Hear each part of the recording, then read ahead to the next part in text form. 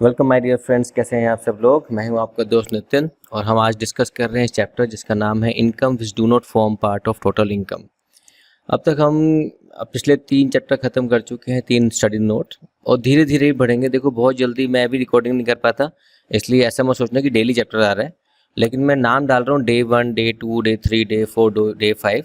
तो जब ये पूरी सीरीज़ कंप्लीट हो जाएगी तो आप चाहो तो डेली एक एक पेज भी पढ़ोगे, अगर एक एक वीडियो भी सुनोगे अगर आप, तो आपकी रिवीजन अच्छी हो जाएगी। जितने भी दिनों में हमारा ये सिलेबस मैक्सिमम खत्म हो पाएगा।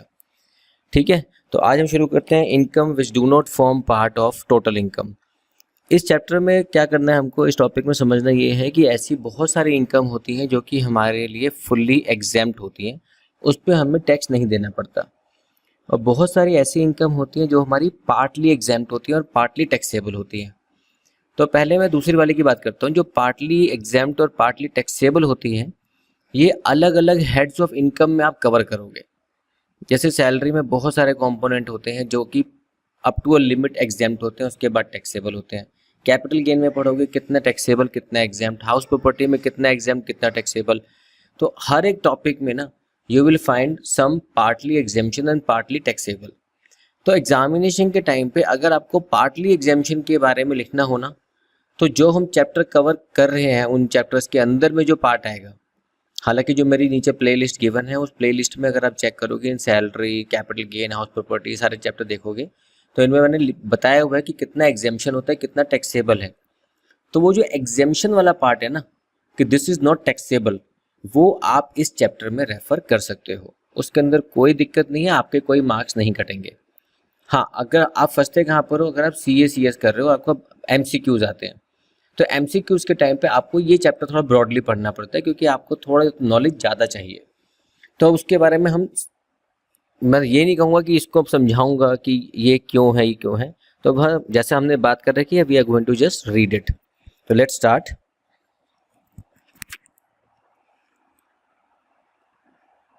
Study note number 4, income which do not form part of total income.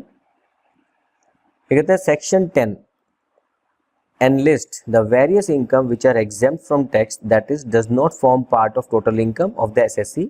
These are number 1, ये हमने लास्ट चैप्टर पढ़ा था एग्रीकल्चर इनकम, उसमें क्लियरली लिखा था कि कॉन्स्टिट्यूशन में ही लिखा हुआ है कि एग्रीकल्चर की इनकम के ऊपर टैक्स नहीं लिखा जाएगा, नहीं दिया जाएगा। तो अगर कॉन्स्टिट्यूशन में ही लिखा है तो भाई हम तो कुछ नहीं कर सकते, लेकिन हमने कुछ स्टेप 1, स्टेप 2, स्टेप 3 करके देख लिया था कितना टैक्स हम उस पर लगा सकते हैं। मेंबर्स शेयर, और इसमें देखो जो जो हम पढ़ लेते हैं ना किसी चैप्टर के अंदर, तो उसमें वो लिखता है बकायदा कि रेफर चैप्टर एग्रीकल्चर इनकम। तो एग्रीकल्चर इनकम के अंदर क्या क्या एग्जाम्प्ट होगा वो वहां से पता चलेगा, और क्यों एग्जाम्प्ट होगा वहां से पता चलेगा। Member share in income of HUF। अब HUF के अंदर एक कर्ता होता है और बाकी सारे उसके मेंबर होते हैं। अब डेफिनेटली हर मेंबर को अपना घर चलाना है, अपने खर्चे निकालने हैं, तो उनको इनकम चाहिए। तो any sum received by an individual as a member of HUF where such sum has been received out of the income of family, अगर पूरी इनकम में से आपको पैसा मिल रहा है तो उस इनकम पे तो टैक्स दे दिया होगा ना HUF ने। तो इनकम पे तो टैक्स HUF ने दे दिया, तो मेंबर को उसमें से पैसा मिला तो वो तो टैक्स कटने के बाद ही मिल रहा है ना, तो उसको एग्जेम्प्ट है। Where such sum has been received out of income of an impartible estate belonging to the family, मतलब इम्पार्टिबल स्टेट थी हमारी, कोई एस्टेट थी, प्रॉपर्टी थी, उसमें से उसको हिस्सा मिला है, तो भी अगेन उसको थोड़ी इनकम है, उसके लिए सेपरेट इनकम नहीं है वो। तो जो कंबाइंड इनकम हुई होगी उस पर टैक्स चला गया होगा, इनको जो हिस्सा मिला है वो तो बस एक पार्ट है, तो वो एग्जेम्प्ट माना जाएगा। अब देखो, share of profit from A firm, याद होगा आपको मैंने बताया था कि जब भी फर्म लिखा आएगा इट मीन्स पार्टनरशिप फर्म। तो share in the total income of the firm is exempt in the hand of partner. तो टोटल इनकम पे आपके कंपनी पेमेंट पे टैक्स दे चुकी है, अब आपको जो हिस्सा मिल रहा है वो तो उसके आफ्टर टैक्स प्रॉफिट का हिस्सा मिल रहा है। Interest income of non resident, आज की डेट में कोई NRI बन के हिंदुस्तान से बाहर चला गया है, उसने हिंदुस्तान में बॉन्ड्स में FDs में पैसा लगा रखा है और उसको इंटरेस्ट मिलता है, तो यार वो तो बोलेगा ना कि मैं अगर हिंदुस्तान में पैसा भेज रहा हूँ तो मुझे फ़ायदा तो मिले कुछ। तो वो उनको फ़ायदा ये है कि जो भी इंटरेस्ट होगा वो टैक्स फ्री होगा, लेकिन ये कंडीशन याद रखना कि उनको अपने लिए एक NRE अकाउंट खुलवाना पड़ता है इंडिया के अंदर, अगर नॉर्मल अकाउंट खुला हुआ है तो उनका इंटरेस्ट टैक्सेबल रहता है। तो वो कहते हैं इंटरेस्ट ऑन स्पेसिफाइड सिक्योरिटीज और bonds including premium on redemption of such bonds is exempted in hands of NRI. Interest on non resident account in any bank in India, देखो होता है ना एनआरई, देखो नॉन रेजिडेंट एक्सटर्नल अकाउंट, इसको बोलते हैं NRE account, in any bank in India to a person who is resident outside India, तो उसको जो भी है वो फेमा एक्ट के अंडर में, और is a person who has been permitted by the Reserve Bank of India to maintain aforesaid account, उसको भी इंटरेस्ट पे पैसे आपको टैक्स नहीं देना पड़ेगा। Interest on notifying saving certificates issued before 1 June 2002, actually national saving certificate वगैरह होते थे बाय द सेंट्रल गवर्नमेंट, लेकिन अब तो वो आते नहीं है, इसलिए वो पहले के इशूड है। जैसे मैंने आपको बताया था कि कुछ पार्टली एग्जेम्पशन होता है, कुछ फुल्ली एग्जेम्पशन होता है, तो पार्टली वाली कहानी आती है लीव ट्रैवल कंसेशन। नीचे प्लेलिस्ट गिवन है, सैलरी का पार्ट 1, पार्ट 2, पार्ट 3 में डाला हुआ है, वो दोबारा हम इसमें कवर करेंगे, लेकिन वहाँ तो मैंने कर रखा है एग्जामिनेशन के हिसाब से। उसमें देखोगे तो हमने कहा एलटीसी कितना होगा, रेफर चैप्टर सैलरीज, ठीक है। Remuneration to person who is not citizen of India in certain cases, following remuneration to an individual who is not citizen of India shall be exempt. Remuneration मतलब salary, wage, वो आपका remuneration, honorarium, कुछ पैसा आपको मिला, director fees वगैरह। Remuneration receive by him as an official of an embassy, अब भाई एम्बेसी का बंदा आया हुआ है, हाई कमीशन का बंदा आया हुआ है, लीगेशन का बंदा आया, कमीशन का बंदा आया हुआ है, कॉन्सुलेट का बंदा आया है एम्बेसी से, और the trade representation of foreign state or as a staff or any these officials provided corresponding Indian officials in that foreign country enjoy similar exemption in their country। तो वो तो यहाँ मिलने आया ना, एक बैठक के लिए आया था, उसको पैसा दिया आने का, तो उसके जो उसकी इनकम है वो टैक्स फ्री होगी, उसको पैसा टैक्स नहीं देना उसके ऊपर। Remuneration received as an employee of a foreign enterprise for services rendered by him during his stay in India। बाहर कंट्री में काम करता है, बाहर की कंपनी में काम करता है, इंडिया में किसी काम से आया हुआ है और यहाँ पे आके उसको सैलरी मिल रही है by chance. The foreign enterprise is not engage in any business in India, पहली बात तो फॉरेन एंटरप्राइज है, इंडिया में कोई काम नहीं करती। दूसरा, his stay in India does not exceed 90 days, 90 दिन से ऊपर अगर रुक गया गलती से, ये तो पता है मैक्सिमम कंट्रीज में रूल है, अगर आप किसी और कंट्री में जाके 90 दिन से ऊपर रुक जाते हो तो वहाँ की कंट्री में आपको टैक्स देना पड़ता है, तो ये रूल दूसरे पे भी एप्लीकेबल है, इंडिया में अगर आता है तो। Such remuneration is not liable to be deducted from the income of the employer under this act, तो TDS वगैरह नहीं कटेगा।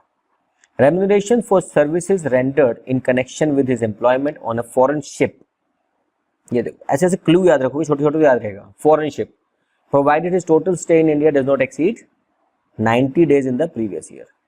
अगर पिछले साल 90 दिन से ऊपर चला गया तो भैया टैक्स दे दो हिंदुस्तान में अब आप, ठीक है। Remuneration received as an employee of the government of a foreign state during his stay in India in connection with his training in an undertaking owned by government, government company, subsidiary of government company, corporation established by central government, ये सब चीजें हमारे remuneration received by an employee of government of foreign state, याद रखना government of foreign state, India का नहीं। Tax paid by government on royalty or fees for technical services, tax paid by government, tax paid by government on income of non-resident or a foreign company, tax paid on income from leasing of aircrafts, ठीक है।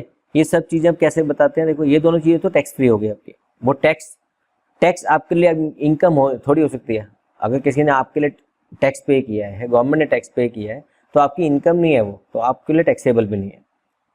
Tax paid by an Indian company on income arising from leasing of aircraft to the government of foreign state or foreign enterprise under an approved agreement entered into with such Indian company engaged in the business of operations of aircraft, provided such agreement was entered into between 1st April 1997, 1st April 1997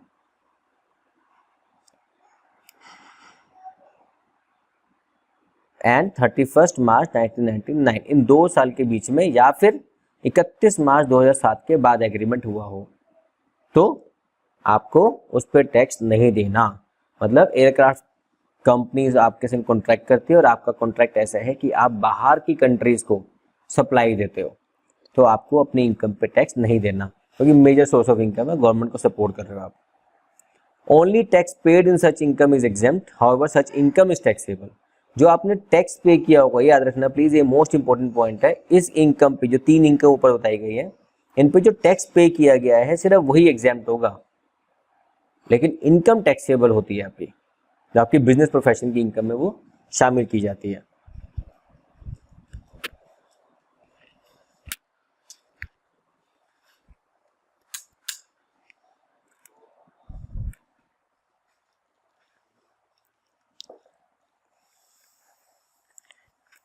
fees for technical services in project connected with security of India.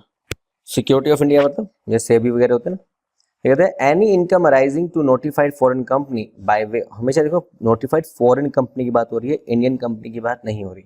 Bye way of royalty और fees for technical services received in pursuance of an agreement entered into with central government for providing services in और outside India in projects connected with security of India. Sorry SEBI नहीं, security of India मतलब यहाँ पे हमारी देख रेख या वो एल होता है ना कि आपकी सुरक्षा के हिसाब से जो भी आपके एग्रीमेंट होंगे उसके केस में कोई इनकम मिलती है फॉर टेक्निकल सर्विसेज। तो अगर आपको इनकम हो रही है फॉरेन कंपनी को, इंडियन कंपनी को नहीं, तो आपको वो टैक्स नहीं देना उसके लिए, क्योंकि आप इंडिया की सिक्योरिटी के लिए काम कर रहे हो। अच्छा ये सेक्शन लिखे हुए हैं, प्लीज मैं जाम के सेक्शन नहीं पढ़ रहा, बिकॉज ये तो लिखे हुए आप पढ़ सकते हैं। सेक्शन 10(6)(c), फिर डी आएगा, फिर ई आएगा, ऐसे आएगा।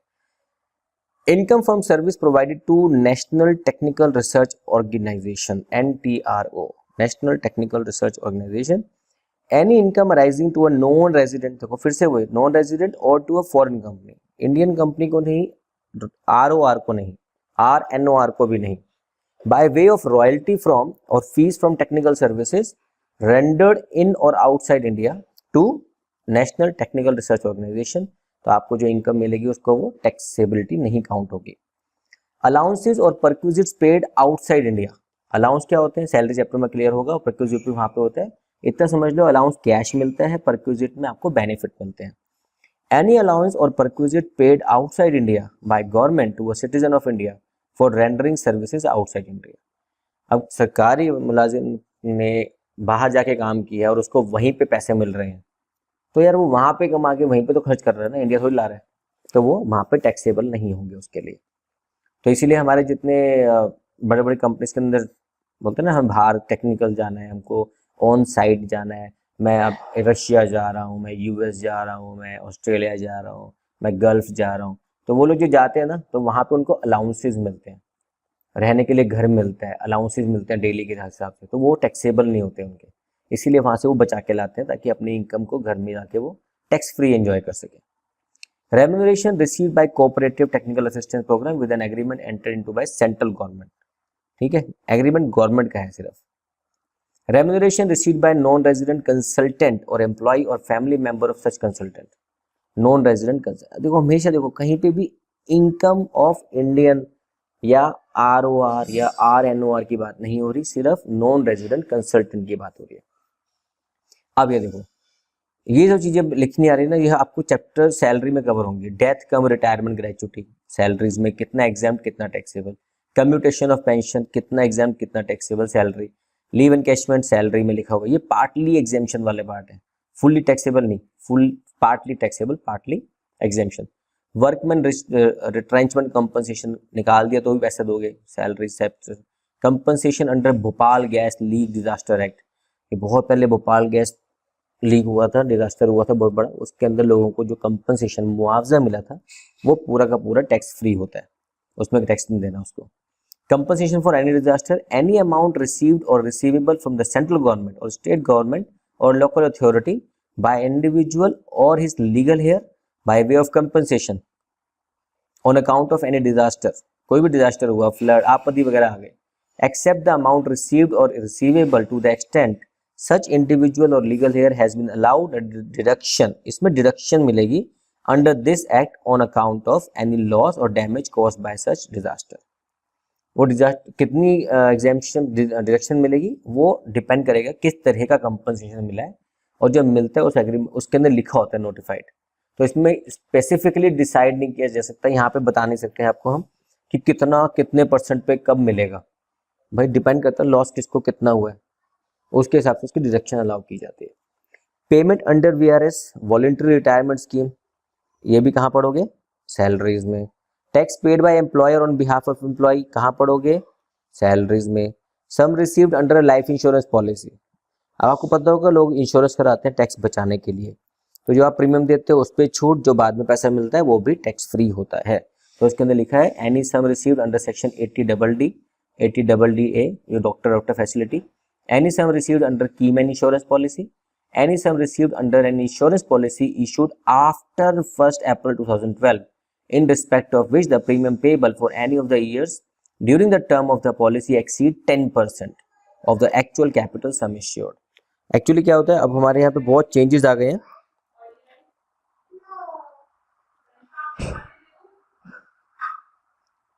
अभी बहुत सारे चेंजेस आ गए हैं, वो जब बाई चांस कभी आप इंश्योरेंस वालों से बात करोगे ना, उनसे पूछना कि हमें टैक्स कितना देना पड़ेगा जी, कितना पैसा बचेगा जी, तो बताएंगे जितना सम में श्योर्ड है उसका 10% से ऊपर अगर आपका प्रीमियम जा रहा है तो आपको उस पर टैक्स देना पड़ता है जब मैच्योरिटी मिलेगी।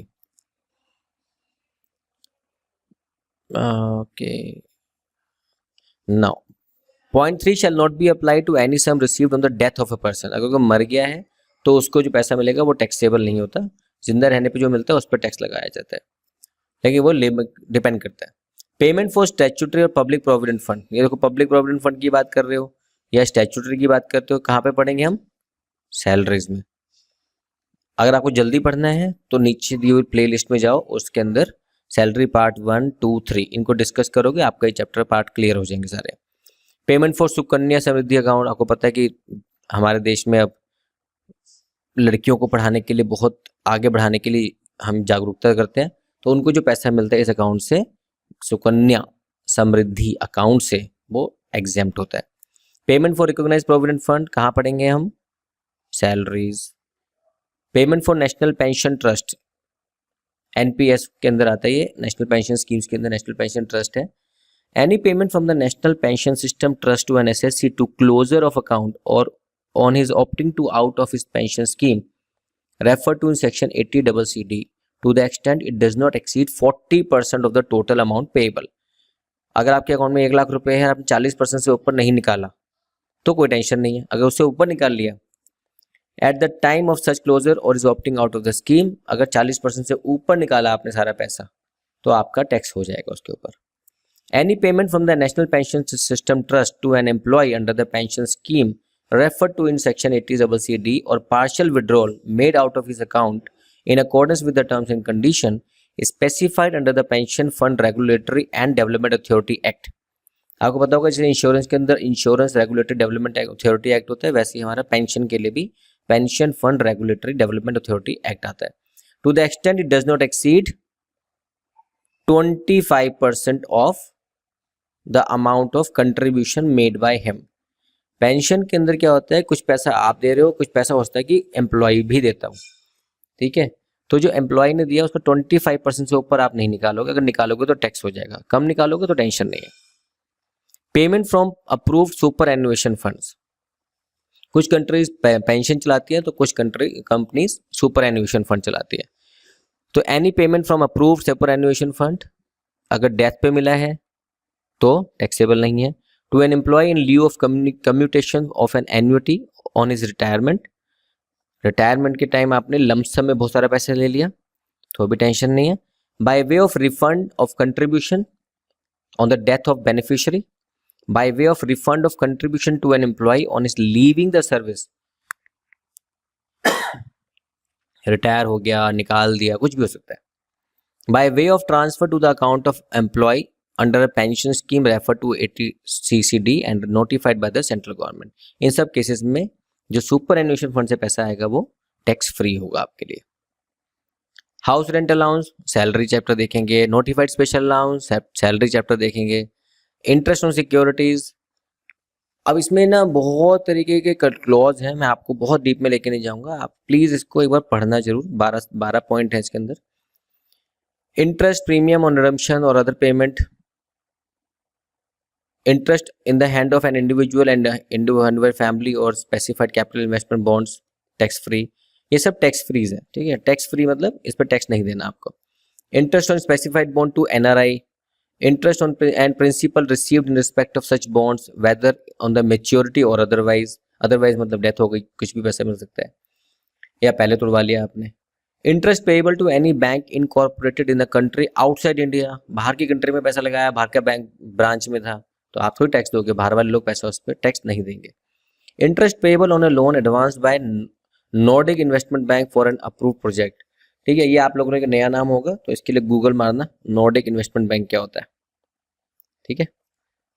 Interest payable to the European investment bank, देखो इंडिया की कोई बात नहीं कर रहा, जो भी इंटरेस्ट पेएबल वहाँ पे है, यहाँ पे है, मतलब वर्ल्ड बैंक ने लोन लिया, वर्ल्ड बैंक से लोन लिया हमने, उस पर इंटरेस्ट दिया, उसको इनकम हो रही है तो टैक्स हम थोड़ी देंगे ना, वो देंगे।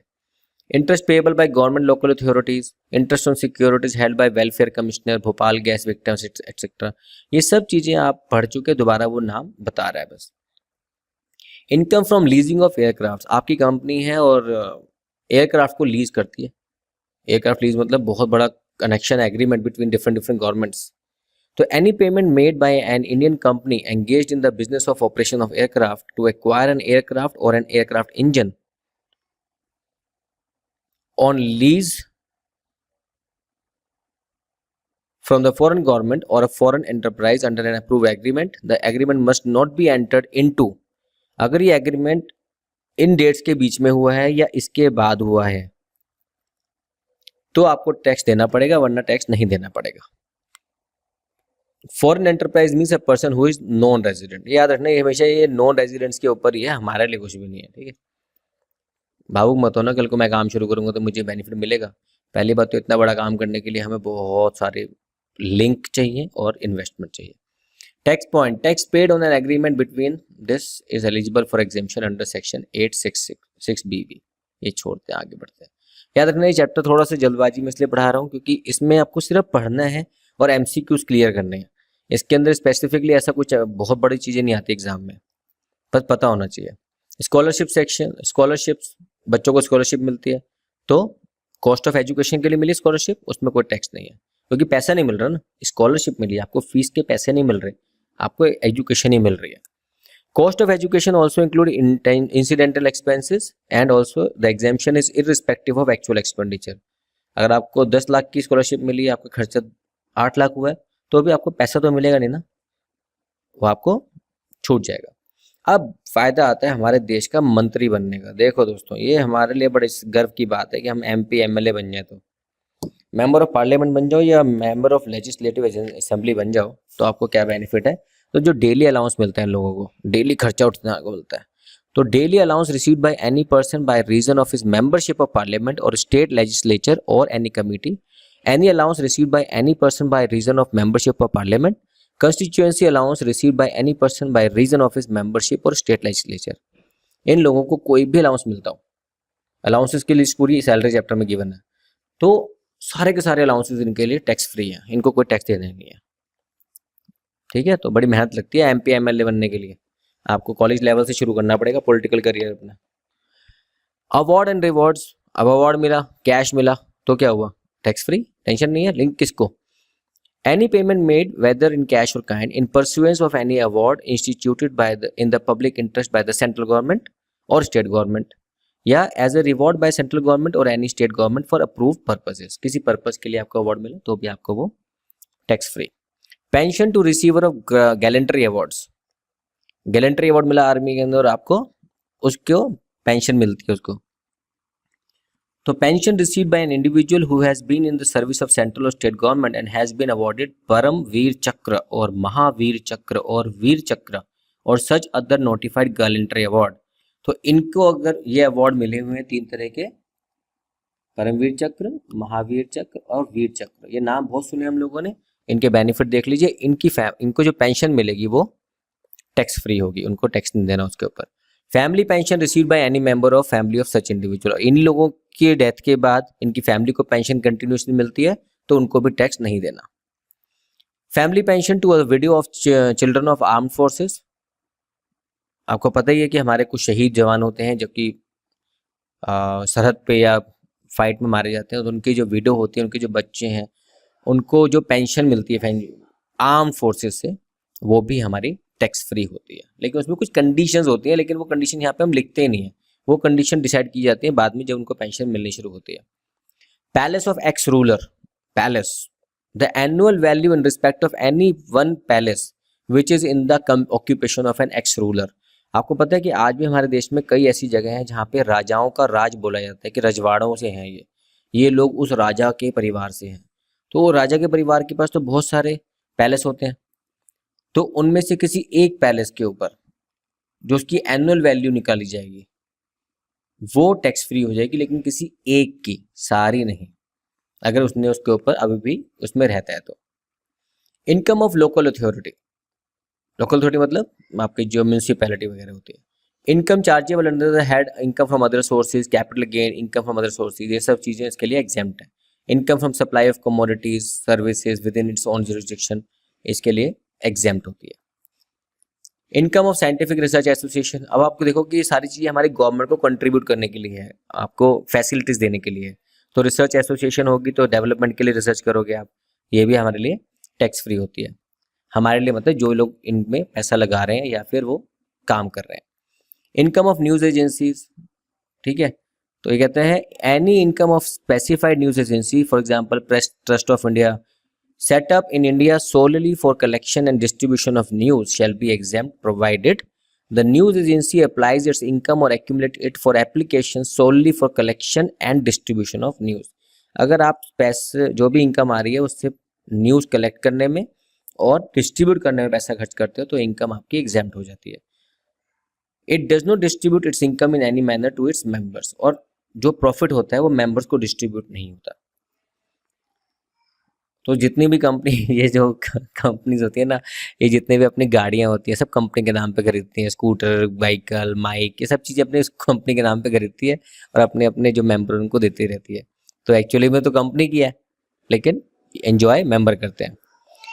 इनकम ऑफ प्रोफेशनल इंस्टीट्यूशंस, ठीक है, तो law, medicine, accountancy, engineer, other specified professions, such association और इंस्टीट्यूशन अप्लाइज इट्स इनकम और accumulate for the application of education and for that object only. Association or institution is approved by central government। तो आपके ICAI, ऐसे ICMI वगैरह होते हैं ना, जितने मेडिकल के एम्स वगैरह हैं सब इसमें शामिल होते हैं।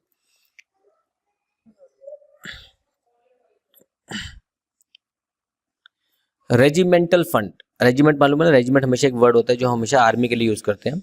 Any income received by any person on behalf of any regimental fund और non public fund established by the armed forces of the union for the welfare of past and present member of such forces, उसके अंदर जो भी income होगी वो exempt होती है। अब ये सब नाम लिखे हुए हैं जिनको आप पढ़ेंगे। Employee welfare fund, pension fund, development of Khadi and village industries board, body formed by administration of public religious और चैरिटेबल ट्रस्ट, इन सब की जो भी इनकम होती है वो टैक्स फ्री होती है। ठीक है, मंदिर वगैरह खोल लो अपना एक और शुरू हो जाओ, जय जयकार लगाओ, मंदिर खोलो, कोई भी रिलीजियस स्पॉट खोलो, उसमें इनकम आएगी हमें और टैक्स फ्री हो जाएगी। Income of European economic community, SAARC fund, ASOSAI secretariat, insurance regulatory authorities, central, मतलब इन कंपनीज की जो इनकम है, इन कंपनीज की जो इनकम है, मतलब हम इसमें पैसे नहीं लगा रहे, ये भी तो कंपनीज है ना अपने आप में, एजेंसीज हैं, इनको जो इनकम होगी, प्रॉफिट बचेगा एंड में, एक्सपेंस माइनस करके जो इनकम आएगी वो टैक्स फ्री है इनके लिए। Any income received by any person, चलो कुछ हम लोगों के लिए भी आया, चलो। Any income received by any person on behalf of prime minister national relief fund, तो रिलीफ फंड तो आपको पैसा मुआवजा मिल रहा है ना, आपकी हेल्प हो रही है, और दान धर्म में कोई टैक्स नहीं होता। Prime minister fund, prime minister aid to student fund, national foundation, Swachh Bharat Kosh, clean Ganga fund, chief minister relief fund और the lieutenant governor's relief fund. अब देखो स्वच्छ भारत अभियान कितना अच्छा है हमारे देश में, और उसके लिए भी फंड निकलता है। अब आज की डेट में हमारे कई ऐसे इंस्टीट्यूशंस हैं, ऐसी कंपनीज हैं, वो अपने एम्प्लॉयज़ को बोलते हैं चलो झाड़ू लगाने जाएंगे मार्केट में, चलो वहाँ पे जाके हम सफाई करेंगे। तो भाई आपको क्या पैसा मिल रहा है उसका? अगर आपको पैसा मिल रहा है उसका तो अपने एम्प्लॉयज़ को भी बांटो, वो बेचारे क्यों झाड़ू ले घूमते रहते हैं। लेकिन नहीं, ये तो कोष है, उसमें से जो इनकम आएगी वो किसको मिलेगी वो तो हमें नहीं मालूम, लेकिन ठीक है आपको ये पता होना चाहिए कि हाँ जी ये टैक्स फ्री होता है। अगर मिलेगा तो, भगवान ने चाहा तो मिलेगा, ठीक है। Okay okay okay okay okay okay okay, छोड़ो इसको, आगे बढ़ते हैं। कुछ है, एनी यूनिवर्सिटी अदर इंस्टीट्यूशन, कोई भी यूनिवर्सिटी, एजुकेशन इंस्टीट्यूशन, हॉस्पिटल, इन सब की जो इनकम होती है ना, सब चीज़ें टैक्स फ्री होती हैं। एंड उनको बोलते हैं नॉन प्रॉफिट मेकिंग ऑर्गेनाइजेशन। आगे बढ़ते हैं। Income of a mutual fund, a mutual fund registered under the security exchange board of India 1992 और रेगुलेशन मेड देयर अंडर, इसमें से अगर इनकम होती है तो tax free. Mutual fund setup by public sector bank और पब्लिक फाइनेंशियल इंस्टीट्यूशन और authorised by Reserve Bank of India subject to certain notified condition. अगर सेबी के अंडर में म्यूचुअल फंड आया तो इनकम टैक्स फ्री होगी, लेकिन उसके अंदर कुछ लॉक इन पीरियड होता है। और अगर दूसरे में आया तो उसकी अपनी कंडीशंस होंगी जो उसके क्या बोलते हैं ना कि please read the offer document before you invest in mutual funds, तो वो ऑफर डॉक्यूमेंट पढ़ना पड़ेगा, उसमें लिखा होता है। इनकम ऑफ सिक्योरिटाइजेशन ट्रस्ट, ये मैं नहीं पढ़ रहा, आप पढ़ लेना। Income of investor protection fund, ये भी आपका सिंपल सा है, रिलेटेड टू सेबी है। Income of credit guarantee fund, investor protection fund setup by commodity exchange. Commodity exchange मालूम है आपको, कमोडिटी होता है जो गेहूं, चावल, दालें, ये सब कमोडिटीज में आते हैं, सिर्फ पैसा हमारा सिक्योरिटीज में जाता है। Income of investor protection fund of depositories, ये सब चीज़ें income of. Income of core settlement guarantee fund, income of venture capital fund, venture capital company, ये सब नाम नए नए सुन रहे हो, मैं इसलिए बोल रहा हूँ क्योंकि आप सुन लो इन नामों को, नाम सुनोगे तो उसको पढ़ के मज़ा भी आएगा फिर बाद में। इन सब की जो इनकम, इन लोगों की इनकम, आपको इनकम नहीं, इन कंपनीज की जो इनकम है वो टैक्स फ्री होती है। Non business income of investment fund, income of unit holder, income of business trust, income of real estate investment trust, distributed income to unit holder of business trust, income of trade unions, income of specified provident fund, employee state insurance। हमारे state wise देखो, सिक्किमीज, देखो income of Sikkimese, following income of individual being a Sikkimese, बस सिक्किम के से आता है वो, for any source in the state of Sikkim और बाय वे ऑफ डिविडेंड और interest on securities in Sikkim. Income of agriculture produce market committee, ये सब आप पढ़ेंगे तो आपको नाम समझ आएगा। मैंने फिर बोल रहा हूँ आपको, बीकॉम बीबीए के लिए इतनी हाई तो मत मचाना है इसके लिए। सीए सीएस सीएमए कर रहे हो तो आप इनको एक बार पढ़ लेना, आपके एमसीक्यूज में बड़े काम आते हैं। इनकम ऑफ, इसके ऊपर स्पेसिफिकली कोई बड़ा सा चैप्टर क्वेश्चन नहीं आता, ठीक है। Specified board, subsidy receipt from tree board, subsidy receipt from other board. Income of minor, ये देखो माइनर बच्चे को कोई इनकम होती है, income up to 1500 is exempted in respect of each minor child whose income is clubbed. तो clubbing आपने chapter पढ़ेंगे, एक नया चैप्टर, अलग से चैप्टर है, जल्दी पढ़ना है तो आप प्लीज़ मेरे जो नीचे प्लेलिस्ट है उसमें से आप पढ़ सकते हैं चैप्टर को, clubbing of income. Income on transfer of units, dividend income, ये सब हमारी टैक्स फ्री होती है। इनकम, लेकिन इसमें कंडीशंस होती हैं, ये मत सोचना है कि आज पैसा लगाया परसों डिविडेंड मिल गया टैक्स नहीं लगेगा, एक लिमिट होती है इसमें कुछ। Income of share holders on buyback of shares, company ने शेयर बायबैक कर लिया, आपको पैसा दिया, आपको इनकम हो गई, टैक्स फ्री, लेकिन that should be listed in the registered stock exchange. Income from units, unit होते हैं म्यूचुअल फंड्स के, यूनिट ट्रस्ट ऑफ इंडिया के, म्यूचुअल फंड में से जो यूनिट होती है आपकी, उस पर आपको इनकम हुई तो वो टैक्स फ्री होंगी, टैक्सेबल नहीं होगी। कैपिटल गेन ऑन एक्विजिशन, कौन से चैप्टर पढ़ेंगे इसके लिए हम, कैपिटल गेन, जल्दी पढ़ना है तो लिस्ट में चले जाओ और कैपिटल गेन के चैप्टर पढ़ लो। Capital gain on transfer under land pooling scheme, capital gain में पढ़ेंगे। Specified income arising from international sporting events, आपने इवेंट पार्टिसिपेशन होना चाहिए कम से कम 2 से ज़्यादा कंट्रीज का, तो वो इंटरनेशनल इवेंट बनता है। ये नहीं कि मैं अकेले दौड़ूंगा जीत जाऊंगा, 2 से ज़्यादा कंट्रीज का आपको पार्टिसिपेशन होना चाहिए। अगर उसके अंदर आपने जीत के कुछ पैसा कमाया है, आपको रिसेंटली पता होगा ना, हमारी देश की बेटी ने, हिमा दास ने, जो सोन चिड़िया बन गई है, 16 दिन में 6 गोल्ड मेडल जीते उसने भी, तो वो, और 20 टोटल मेडल है उसके नाम पे अभी, तो वो क्या कर रही है, वो ऐसे इवेंट से इनकम लेके आ रही है जो कि इंटरनेशनल स्पोर्टिंग इवेंट था, तो उनको वो टैक्स फ्री हो जाएगा। Reconstruction of revival of power generation, income of non profit body, ये सब। Reverse mortgage, new pension trust, allowance और perquisite to member of UPSC. UPSC मालूम है ना, ये हमारे देश, आप लोगों के लिए बड़ी काम की चीज़ है। अगर आप ग्रेजुएशन कर रहे हो, कुछ कर रहे हो, इसके एग्जाम देते रहा करो यार, हमने तो दिए नहीं, आप लोग देते रहा करो, गवर्नमेंट जॉब लग जाएगी तो अब तो बड़े फायदे हो गए। काम करना पड़ेगा, ये मैं सोचना काम नहीं करना पड़ेगा।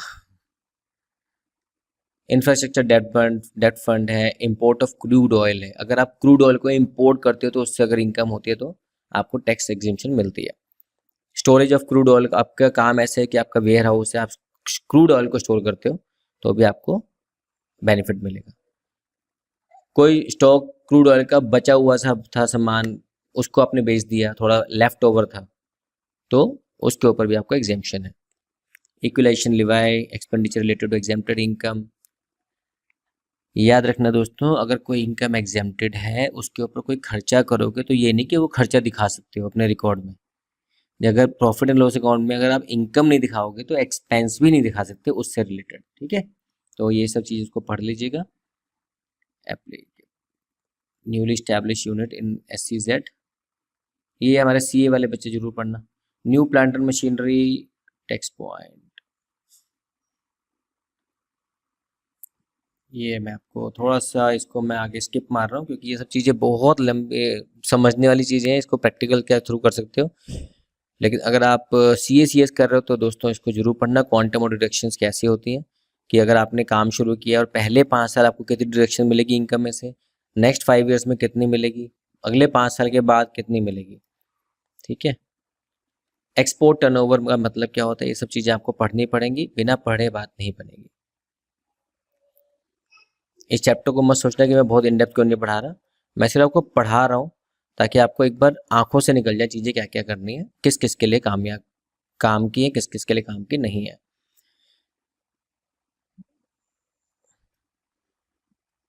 कंसिक्वेंस ऑफ एमलगेमेशन और डीमर्जर, एमलगेमेशन हुआ, डीमर्जर हुआ, कंपनी का मर्ज हुआ, डीमर्जर हुआ, तो उसमें भी आपको जो इनकम होती है वो भी अंडर सम कंडीशंस आपको टैक्स फ्री होती है। Conversion of FTZ into SEZ, free trade zone से स्पेशल इकोनॉमिक जोन से में आपका ट्रांसफर हो गया, ठीक है। जिस प्लेस पे आप काम करते थे तो आपको कुछ बेनिफिट्स मिलेंगे ना, तो आपको जो बेनिफिट मिलेंगे वो आगे बढ़ जाएंगे, तो आपको उस पर्टिकुलर हिसाब से आपको वो कुछ टैक्स में छूट मिलनी शुरू हो जाएगी उन पर्टिकुलर ईयर्स के लिए। 10 साल तक मैक्सिमम होती है। नॉर्मली IT कंपनी सब SEZ में ट्रांसफर करती है अपने आप को।